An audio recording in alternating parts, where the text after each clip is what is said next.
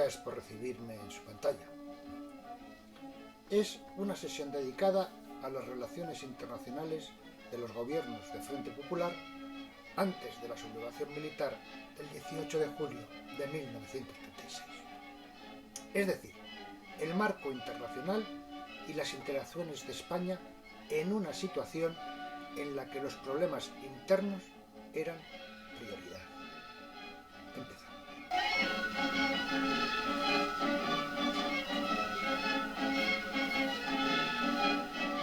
En esta ocasión voy a presentarles La República en Abandono, mi pequeña aportación al tema que hoy nos ocupa, con un libro que publiqué en 2020.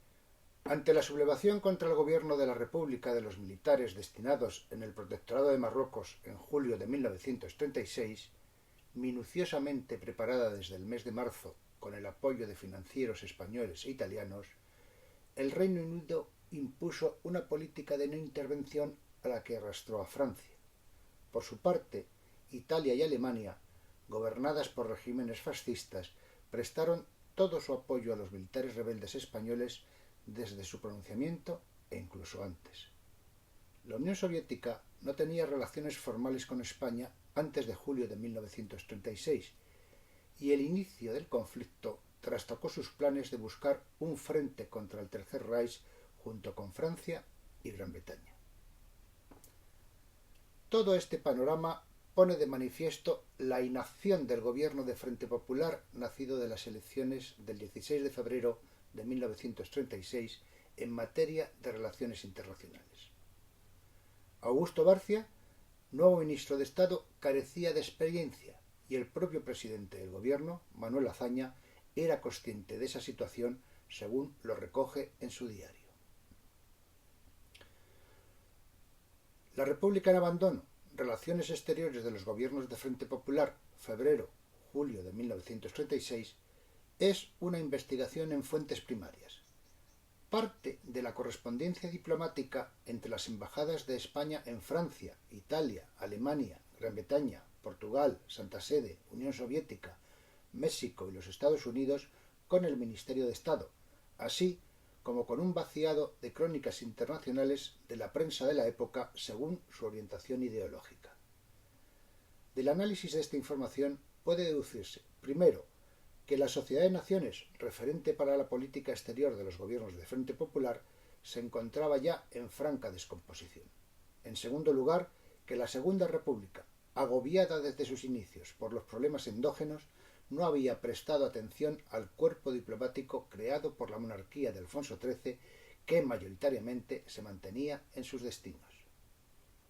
Mi intención con esta pequeña aportación es confirmar la internalización de la Guerra Civil Española, fundamentalmente tras iniciarse el conflicto, así como la nula capacidad de maniobra de los responsables de la política exterior en los meses previos al mismo.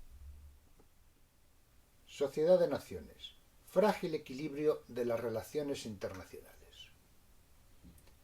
La situación mundial, y más concretamente la europea, en la primera mitad de 1936 es de una tremenda crispación. Tras la primera Gran Guerra Imperialista, 1914-1918, los vencedores habían articulado un sistema de paz basado en el frente de todos los estados reunidos en la Sociedad de Naciones con el fin de garantizar el statu quo del Tratado de Versalles. La primera gran quiebra de este sistema había sido la ausencia de uno de los vencedores y promotor de la idea, los Estados Unidos, que había basculado a dedicarse a una política exclusivamente americanista. Al iniciarse la década de los 30, la decadencia del Pacto de la Sociedad de Naciones se acelera. En 1932, la condena de la agresión de Japón al norte de China había provocado su salida del marco ginebrino. En 1933 lo haría Alemania y, desde finales de 1935, las sanciones impuestas a Italia por su acción imperialista en Etiopía provocaban un desentendimiento franco-británico. En marzo de 1936, Hitler aprovecha el clima de confusión y vulnera el Tratado de Versalles, remilitarizando la orilla oriental del Rin, que había quedado como zona desmilitarizada en el Tratado de Versalles. La superposición de los problemas derivados de las acciones unilaterales italiana y alemana afecta tan gravemente al equilibrio fraguado con el pacto que éste inicia una rápida desintegración al cuestionarse por los estados más débiles la razón de su existencia. A finales de junio del 36 se supera aparentemente la crisis con la práctica del apaciguamiento de los agresores, a los que tácitamente se les reconocen sus conquistas o aceptan la vulneración de tratados por la vía de reconocer los hechos consumados. El statu quo de Versalles, alterado tan notablemente, permite entrever cada vez más la posibilidad de una guerra generalizada. Las potencias en pugna por la posición de hegemonía en el sistema mundial alterarán el apaciguamiento en unas ocasiones con los hechos consumados y se inicia una carrera armamentística muy importante.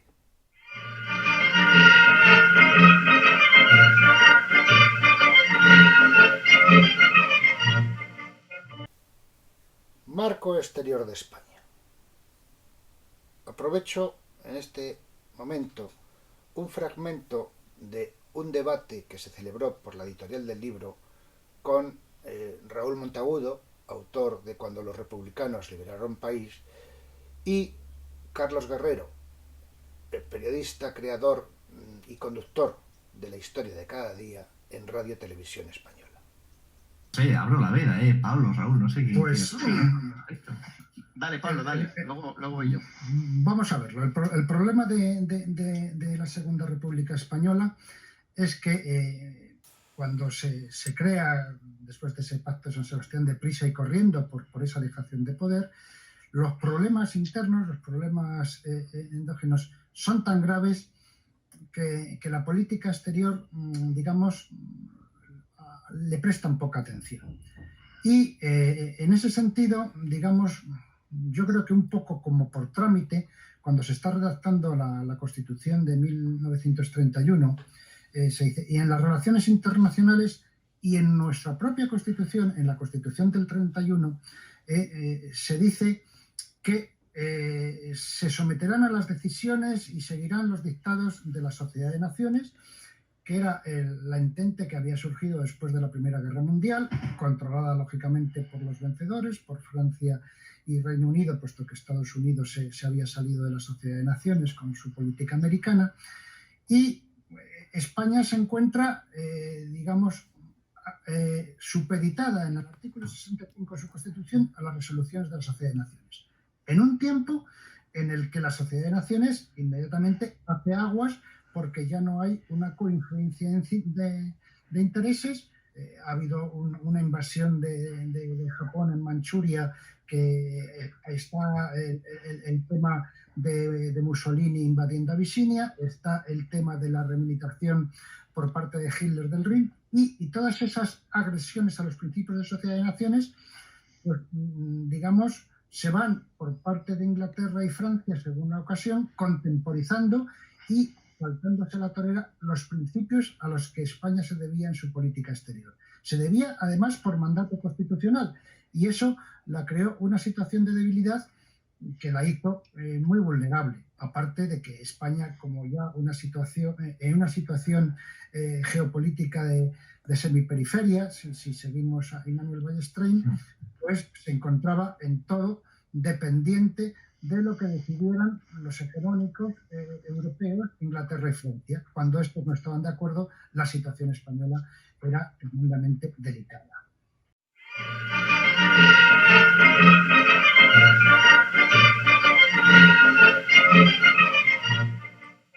Vamos a poner negro sobre blanco lo comentado en el vídeo.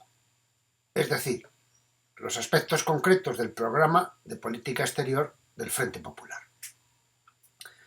La Constitución Española de 1931, en su artículo 7, recoge: el Estado español acatará las normas universales de derecho internacional incorporadas a su derecho positivo. En el artículo 65 señala: todos los convenios internacionales ratificados por España e inscritos en la Sociedad de Naciones y que tengan carácter de ley internacional se considerarán parte constitutiva de la legislación española, que habrá de acomodarse a lo que en ellos se disponga. El programa del Frente Popular para las elecciones generales del 16 de febrero del 36 indicaba: como supuesto indispensable de paz pública, los partidos coaligados se comprometen. Punto séptimo. Se orientará la política internacional en un sentido de adhesión a los principios y métodos de la Sociedad de Naciones, lo cual, desde el punto de vista de un programa político, es decir muy poco, y además escasamente comprometedor. Es evidente que los asuntos internos precisaban de mayor atención y quizás de una negociación más delicada, pero parece probable que este acuerdo de fidelidad al principio de Sociedad de Naciones se alcanzase sin dificultad, dado que se limitaba a afirmar lo recogido en los artículos 7 y 65 de la Constitución. La aplicación de este programa electoral chocó con sus primeras dificultades a partir del 7 de marzo del 36, cuando Alemania ocupó la zona desmilitarizada de Renania, incumpliendo el Tratado de Versalles. El desacuerdo entre las hegemónicas Francia y Reino Unido sobre las sanciones a aplicar coloca a España, que es dependiente de ambas por el protectorado de Marruecos, en una situación diplomática ambigua por la falta de referentes que hasta ese momento había utilizado. El problema real de España en su política exterior es que nuestro país se encontraba al borde de la suspensión de pagos. Tras el crack del 29, el comercio mundial se manejaba a través del clearing, convenios bilaterales de intercambio-compensación. Azaña lo reconocía y trataba de suscribir nuevos convenios, pero se avanzaba muy lentamente. En el libro citamos una amplia panoplia de personajes relacionados con las relaciones exteriores de España en este periodo. Pero hemos seleccionado a 4 como protagonistas de la política exterior del Frente Popular antes de la Guerra Civil. Tenemos a Salvador de Madariaga.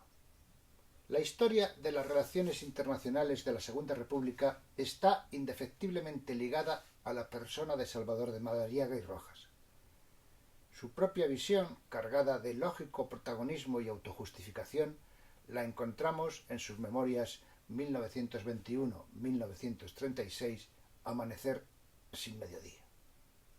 Hay que hacer notar que en estas memorias utiliza argumentos contrafácticos con sus propios comunicados con el Ministerio de Estado en la época en que era delegado de España ante la Sociedad de Naciones.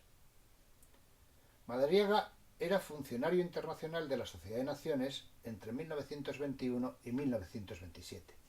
Fue embajador en Washington en el 31, embajador en París del 32 al 34, alternando en este caso dicho cargo con la presidencia de la delegación española ante la Sociedad de Naciones.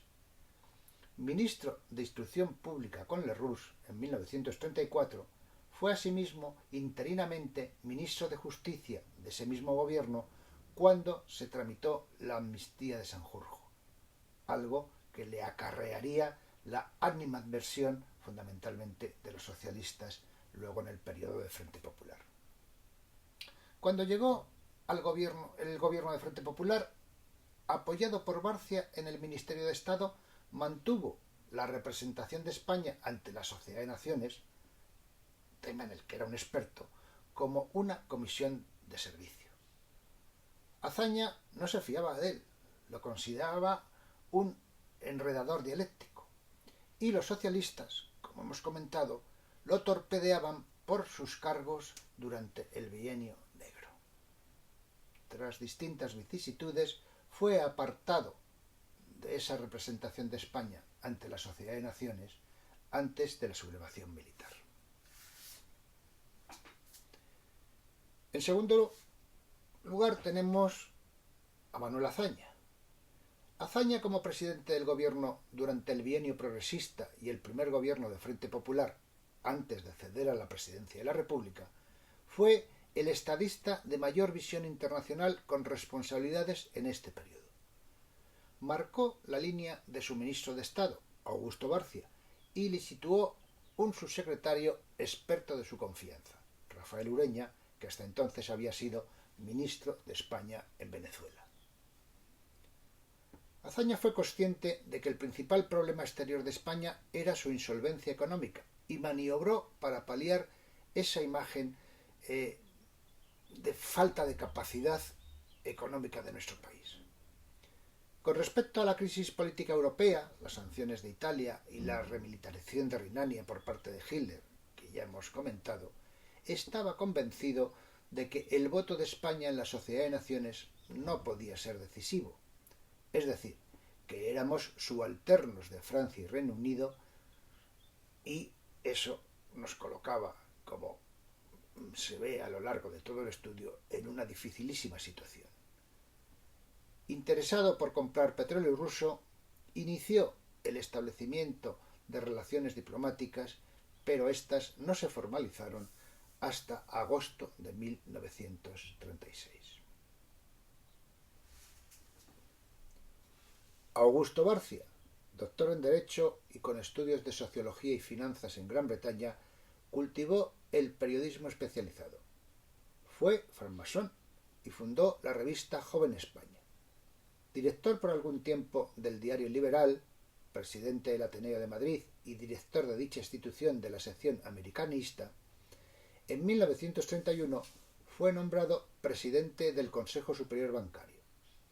Ministro de Estado del gobierno de Azaña de febrero del 36 a mayo del 36, ocupó un periodo muy corto la presidencia interina del Consejo de Ministros, entre el 10 y el 13 de mayo del 36. Ministro de Estado en el siguiente gobierno de Casares Quiroga hasta julio del 36, suspendido en el cargo durante las horas que dura el gabinete de Martínez Barrio, fue nuevamente ministro de Estado en el gobierno de Giral del 19 de julio del 36 al 4 de septiembre de ese mismo año. Bárcea apoyó la gestión de Madariaga en la Sociedad de Naciones. Para él, y era su punto de vista, las relaciones exteriores eran una cuestión de Estado, no de partido, y en ese sentido consideraba que éstas debían consolidarse en periodos más amplios de tiempo, por lo cual quería que estuvieran ajenas a la dinámica de los cambios de gobierno. Su gran error fue no renovar el cuerpo diplomático heredado de Alfonso XIII. Aunque realizó algunos cambios, no fueron suficientes y la mayoría de los embajadores traicionaron a la República. Finalmente, vamos a mencionar a Lázaro Cárdenas. Las relaciones exteriores de mayor éxito de los gobiernos de Frente Popular, prolongadas después de la Guerra Civil y la posguerra, fueron las establecidas con México, cuyo presidente en dicho periodo fue Lázaro Cárdenas. Cárdenas había iniciado una reforma agraria muy similar a la que se pretendía en España y tuvo que bregar, al igual que en nuestro país, con una oposición fascista. En el bienio progresista se alcanzó un acuerdo para la construcción en España de 15 navíos para la Armada Mexicana, lo que supuso una reactivación de la industria española. Estos encargos se ralentizaron durante el Bienio Negro, añadiendo una suspensión unilateral por parte de España de importación de garbanzos de los estados de Sonora y Sinaloa, que originó un grave problema a Cárdenas. Los gobiernos de Frente Popular resolvieron el contencioso del garbanzo y terminaron los buques Zacatecas y Durango, que estaban pendientes por quiebra de las compañías navieras españolas. En este caso, el Estado asumió el papel de armador. El puzzle imposible que finalmente llevó a la Segunda Guerra Mundial. Todas estas piezas imposibles de conectar constituyeron el referente de la Guerra Civil Española, que a su vez lo fue de la Segunda Guerra Mundial. Las escasas anotaciones que aquí les presento de algunos de los países constituyen capítulos completos en el libro La República en Abandono. Por ello, les aconsejo, tienen aquí los recursos a su alcance, para que lo lean si les interesa el tema o si particularmente alguno de los países mencionados llama especialmente su atención. Empezamos por Alemania. Con Alemania la República Española tenía una agnosia mutua. No tenían problemas bilaterales importantes y por tanto se ignoraban. La remilitarización de Renania puso el tema en la mesa de la Sociedad de Naciones, en la que había que pronunciarse. Cierto es que Madariaga, al frente de una comisión de neutrales, intentó infructuosamente mediar, aunque no lo consiguió. El camino de las relaciones con Alemania se vio afectado por las continuas visitas por parte de algunos de los conspiradores en el golpe de Estado que acudían a Alemania como referente, al tiempo que la prensa conservadora en España también elogiaba las actuaciones de Hitler, lo mismo que la prensa de izquierda las ponía en solfa. Aun sin romper las relaciones diplomáticas con España, colaboraron con los sublevados en el paso del Estrecho. Aun así, siguieron durante un tiempo manteniendo el paripé y solo ya iniciada la guerra se iniciaría o se produciría la ruptura de relaciones. Italia. El dictador italiano, el Duce, entendía el mar Mediterráneo, el Mare Nostrum, como el eje de su política y quería fundamentalmente reforzarlo por la amenaza que consideraba fundamental, que era la del Reino Unido. Por eso hubo actuaciones destinadas a que España integrara fundamentalmente la isla de Menorca en un pacto de defensa del Mediterráneo. Las sanciones de la Sociedad de Naciones por su invasión a Etiopía pues crearon los problemas en dicha sociedad y un posicionamiento por parte de España. El régimen fascista italiano colaboró con los conspiradores desde el principio. El exmonarca Alfonso XIII residía en Roma y recibió distintas delegaciones e incluso estableció un apoyo económico a la Falange. Portugal tenía un régimen fascista y uno de sus temores era que la oposición portuguesa utilizara como base de actuaciones el territorio español para luego acudir a Portugal. Además, históricamente hay una sensación de lo que ellos llaman el peligro español, porque desde la Primera República ha habido entre los republicanos españoles tendencias federalistas que incluían dentro de una república ibérica a Portugal como una pieza más del conjunto de esa federación.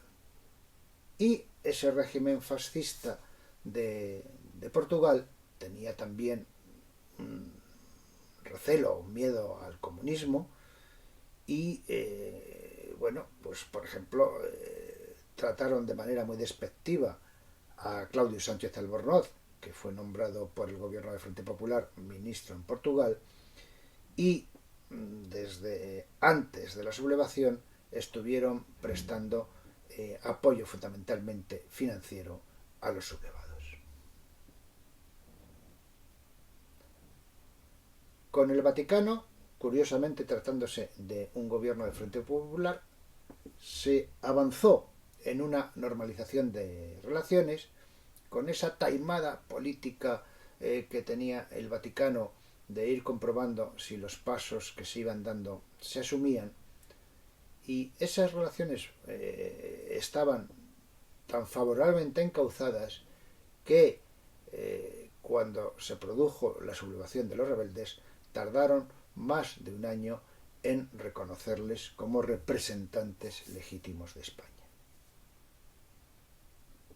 De México ya hemos hablado de la sintonía con la República. La Unión Soviética.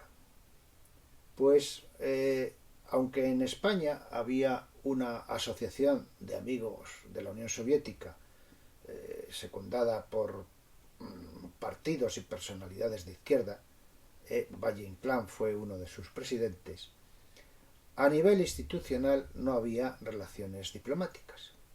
La puerta de las mismas se entreabrió, se iniciaron los primeros contactos en la etapa del bienio progresista, pero esa relación quedó totalmente congelada durante el bienio negro y fundamentalmente tras la Revolución de Octubre del 34.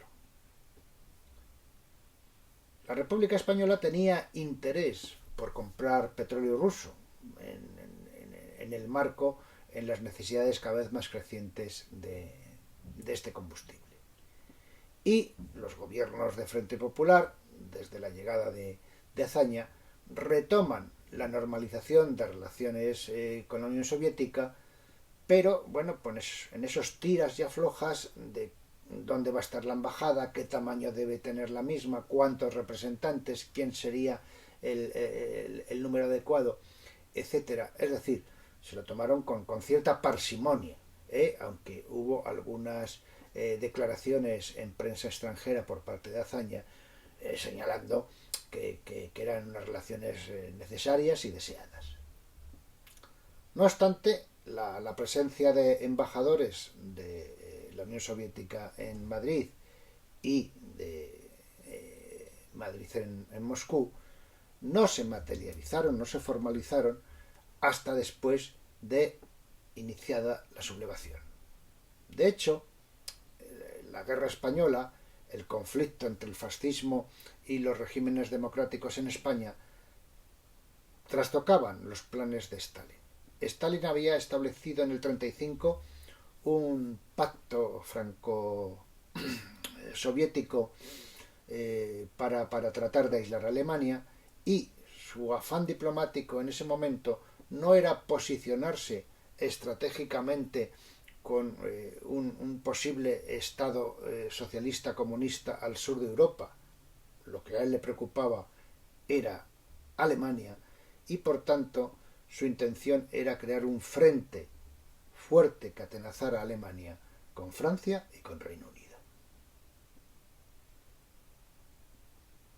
De Francia solo podemos decir que desde la Guerra de Sucesión, de principios del siglo XVIII, es el referente cultural, histórico y político en unas relaciones que en un momento dado, tras la invasión napoleónica, respondieron con una guerra, pero que a lo largo del siglo XIX fueron un continuo fluir de sobre todo inversiones y acogimiento, además, pues desde carlistas a borbones exiliados, como es el caso de Isabel II. Su importancia crece con los problemas a principios de siglo con la guerra de Marruecos, y sus diferencias con Reino Unido crean un problema con España que depende de ambas. Además, en mayo se producen unas elecciones generales en Francia, que ganaría un frente popular muy similar al que había en España, pero la beligerancia de la derecha, anunciando todo tipo de males y poniendo como ejemplo a España y la situación sociopolítica violenta que se vivía en nuestro país, fue la tónica común de esa propaganda electoral de derechas en Francia en la primavera del 36. Finalmente, Estados Unidos, teníamos unas relaciones en las que la guerra de Cuba, la guerra de España contra Estados Unidos o Estados Unidos contra España, estaba continuamente en el retrovisor. Estados Unidos había adoptado una política de ignorancia de Europa para centrarse en esa política americana de América para los americanos. Y en ese marco, pues obstaculizó la pretensión de España de participar en una conferencia de paz prevista en Buenos Aires para diciembre del 36, con los que los gobiernos de Frente Popular, concretamente Barcia, inició ya una serie de contactos con los distintos estados para ver cómo se desarrollaban y el papel que antigua metrópoli colonial podía representar en los mismos. Insisto que todo lo apuntado está ampliamente desarrollado en la República en Soledad. Para terminar, ya hemos comentado que las relaciones con el Reino Unido, que habían pasado por distintos altibajos, pero económicamente eran importantes, a lo largo del siglo XIX, primero por la intervención inglesa en la guerra de la independencia contra los franceses y luego por las numerosas inversiones británicas en España, añadiendo el contencioso del control del estrecho con ocasión del protectorado de España en Marruecos, esas relaciones comerciales muy desiguales para España tenían una importancia capital. Desde el punto de vista geoestratégico, desde agosto de 1935, el Foreign Office propició un pacto triangular con Portugal y España que era para oponerse, digamos, a la política expansionista italiana.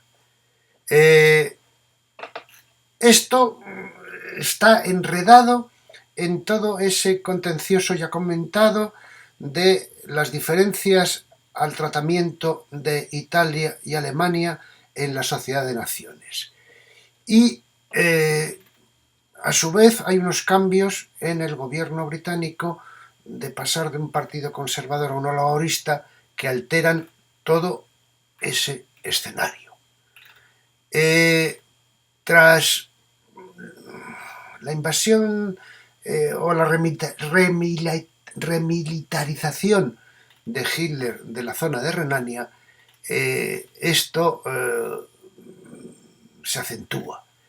Y cuando finalmente estalla la sublevación militar, Inglaterra propicia, para no enemistarse excesivamente con las potencias fascistas italianas y alemanas, una política de no intervención que tendrá una importancia absolutamente decisiva. A finales del 36, la situación provisional de Francia, que hasta la resolución de sus elecciones en mayo estaban, bueno, pues en una situación de stand-by, había una serie de conflictos que esa política de apaciguamiento de Hitler pues pondrán absolutamente en una situación muy precaria por cómo se desarrollará el apoyo al gobierno legítimo de España. Les agradezco su atención. Mi afán por este periodo lo despertó mi madre, Fernanda Segura, que fue farmacéutica voluntaria en el Hospital de Sangre que se instaló en el Hotel Palace de Madrid al inicio del conflicto. Por ese establecimiento, además de su utilización como centro sanitario de urgencias pasaban periodistas y diplomáticos de medio mundo. Ella me trasladó que no llegó a comprender por qué en el panorama internacional no se apoyaba a la República Española. En este libro comparto las respuestas que he sido capaz de encontrar. Si el tema ha sido de su interés, les invito a leerlo.